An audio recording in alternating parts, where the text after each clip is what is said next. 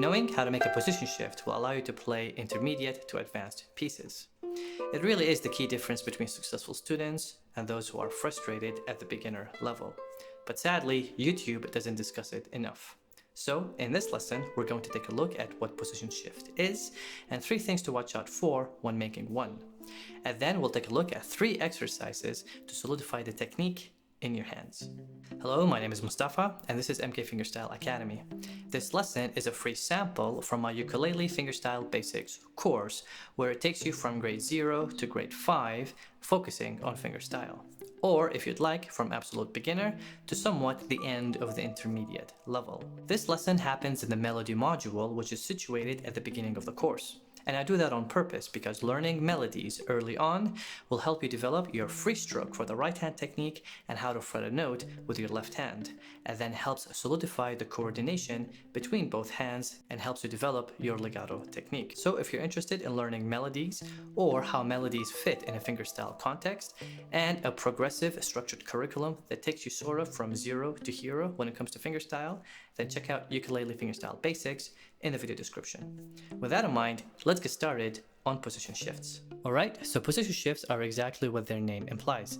It is when you shift your hands from one position to another on the fretboard.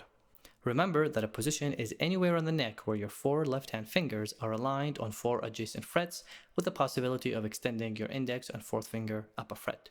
There are 3 things to watch out for when making a position shift. The first is direction. Are you going up or down the neck?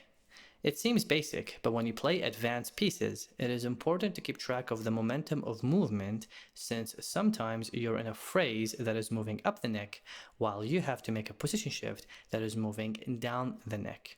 So keep track of your momentum, since moving up the neck is with gravity, and down the neck is against gravity. The second is which finger you're using to make the position shift. You have 2 possibilities here. You would have to make a position shift using the same finger you were on in the previous position, or you would have to position shift and land on a different finger.